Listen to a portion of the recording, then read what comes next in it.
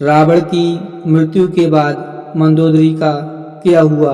रामायण की एक प्रमुख पात्र हैं मंदोदरी, जिनका उल्लेख केवल रावण की पत्नी के रूप में मिलता है, परंतु वह इससे कहीं अधिक थीं। उनका जीवन मानव जाति के लिए एक प्रेरणा का स्रोत है, जिसके बारे में जानना महत्वपूर्ण है। आज इस वीडियो के माध्यम से हम आपको मंदोदरी से जुड़े कुछ रोचक तथ्य के बारे में बताएंगे। मंदोदरी के पूर्व जन्म की कहानी।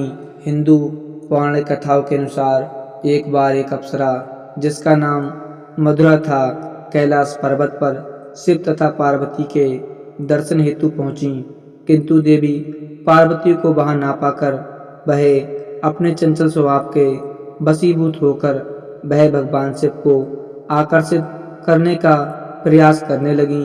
इतने में ही देवी पार्वती वहां पहुंची और मथुरा की चेष्टा को देखकर अत्यंत क्रोधित हो गईं। क्रोध में आकर उन्होंने उस अप्सरा को श्राप दे दिया कि जिस रूप पर तुझे इतना अभिमान है, उस रूप को खोकर वह एक मेढक बनकर कुएं में रहेगी। श्राप सुन अप्सरा भयभीत होकर रोने लगी तथा माता से दया की प्रार्थना करने लगी। फिर भगवान शिव के शांत कराने पर माता पार्वती ने मथुरा से कहा कि कठोर तप के बाद ही वह अपने असली रूप में वापस आ पाएंगी, किंतु तब तक उसे इस भूल का प्रायश्चित करना होगा। अप्सरा के लंबे समय तक मेढक के रूप में शिव की कठोर तपस्या करती हैं और 12 वर्ष के उपरांत कठोर तपस्या से वह श्राप मुक्त हो गईं और अपने वास्तविक रूप में आ गईं। एक बार दैत्यराज मायासुर और उसकी अप्सरा पत्नी हेमा को वन में विहार करते हुए कुएं से मथुरा की आवाज सुनाई देती है। मायासुर मथुरा को कुएं से बाहर निकालते हैं और उसे बेटी के रूप में अपना लेते हैं और उसका नया नाम मंदोदरी रखते हैं। एक बार रावण दैत्यराज मायासुर से मिलने आया और वहां उनकी नज़र मंदोदरी पर पड़ी। मायासुर की अत्यंत सुंदर पुत्री को देखकर रावण उस पर मुग्ध हो गया। रावण ने मंदोदरी से विवाह करने की इच्छा जाहिर की, जिसे मायासुर ने स्वीकार कर लिया। रावण और मंदोदरी के विवाह पश्चात 3 पुत्र हुए, अक्षय कुमार, मेघनाथ और आतिकाय।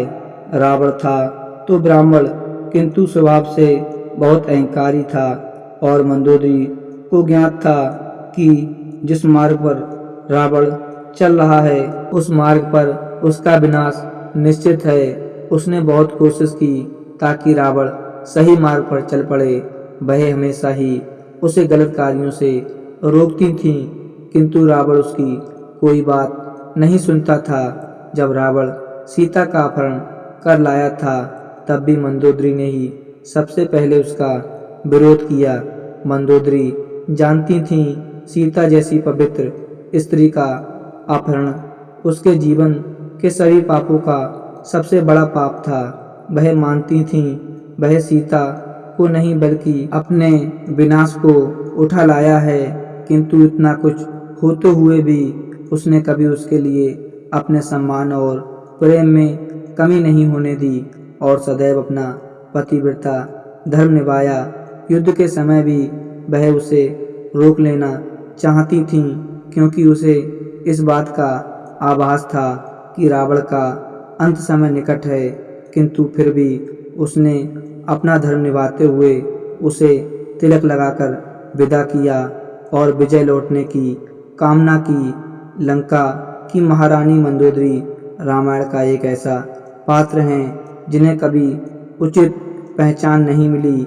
उनकी पहचान केवल रावण की लाचार पत्नी की भांति प्रस्तुत की गई और बहुत कम लोग जानते हैं कि रावण की मृत्यु के बाद मंदोदरी का क्या हुआ। कुछ किंवदंतियों में कहा जाता है कि रावण की मृत्यु के पश्चात मंदोदरी भी उसकी चिंता में सती हो गई थीं, किंतु कुछ किंवदंतियों के अनुसार लंका के कुलगुरु लंका तथा लंका की प्रजा के उत्थान के लिए मंदोदरी को विभीषण से विवाह करके राजपाट संचालित करने का अनुरोध करते हैं, किंतु पति पुत्र के दुख में मंदोदरी खुद को महल में कैद कर लेती हैं। वे पूरी तरह से बाहरी दुनिया से संपर्क तोड़ लेती हैं और इस दौरान विभीषण लंका का राजपाट संभालते हैं। कई सालों बाद मंदोदरी फिर से अपने महल से बाहर निकलती हैं और विभीषण से विवाह करने के लिए तैयार हो जाती हैं। विवाह के बाद मंदोदरी ने विभीषण के साथ मिलकर लंका के साम्राज्य को सही दिशा में आगे बढ़ाया। कुछ पौराणिक कथाओं के अनुसार शतरंज का आविष्कार रावण की पत्नी मंदोदरी ने सबसे पहले किया था। इस खेल का आविष्कार इस उद्देश्य से किया गया था कि रावण अपना सारा समय युद्ध में व्यतीत ना कर सके।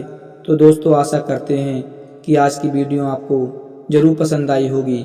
अगर वीडियो पसंद आई हो तो चैनल को सब्सक्राइब कर दें। मिलते हैं एक नई वीडियो में, तब तक के लिए जय हिंद, धन्यवाद।